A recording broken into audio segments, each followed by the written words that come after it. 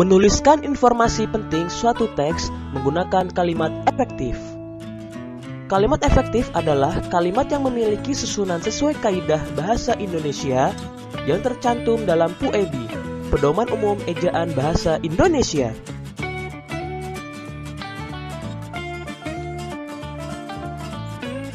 Kalimat efektif memiliki susunan yang berurutan, yaitu S. Subjek, P. Predikat, O. Objek, dan K. Keterangan. Subjek adalah orang yang melakukan pekerjaan tertentu dalam kalimat. Tidak hanya orang, subjek dapat berupa kata benda, hewan, dan tumbuhan. Predikat adalah tindakan yang dilakukan oleh subjek dalam kalimat. Objek adalah sesuatu yang berdasarkan pada aktivitas subjek. Keterangan adalah penjelasan di mana, kapan, dan bagaimana suatu peristiwa terjadi dalam kalimat. Perhatikan contoh kalimat efektif berikut.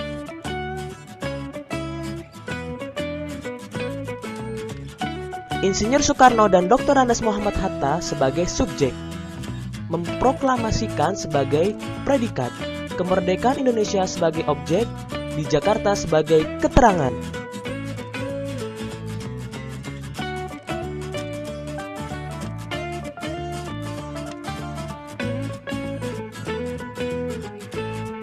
Coba tentukan S, P, O, dan K dari kalimat efektif berikut.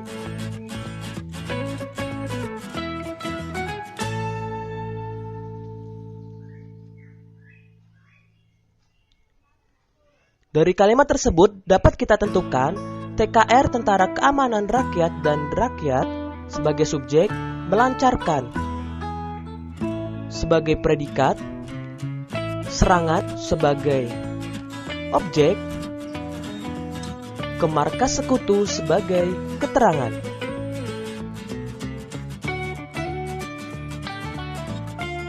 Selanjutnya, melengkapi peta pikiran menggunakan kalimat efektif.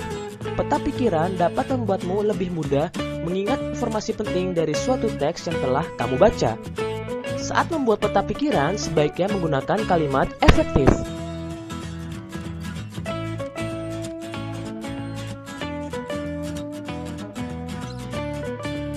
Ingat kembali dengan peta pikiran. Bentuk peta pikiran dapat dibuat seperti berikut.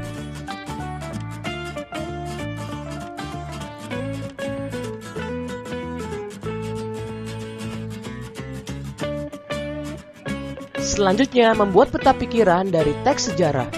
Ingat kembali, peta pikiran adalah cara menyajikan informasi penting dalam bentuk diagram dan sebagainya. Peta pikiran dapat membantu kita lebih memahami dan mengingat informasi penting dari suatu teks yang telah kita baca.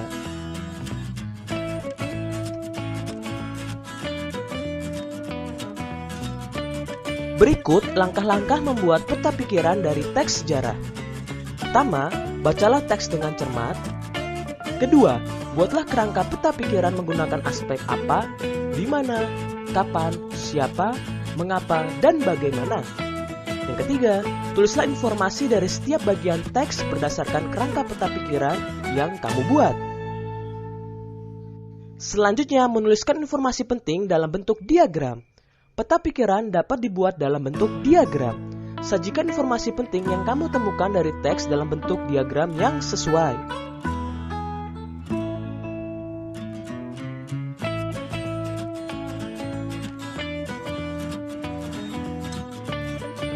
Ayo, carilah sebuah teks di buku atau majalah yang berkaitan dengan sejarah. Selanjutnya, temukan informasi penting dari teks tersebut. Sajikan informasi penting tersebut dalam bentuk diagram.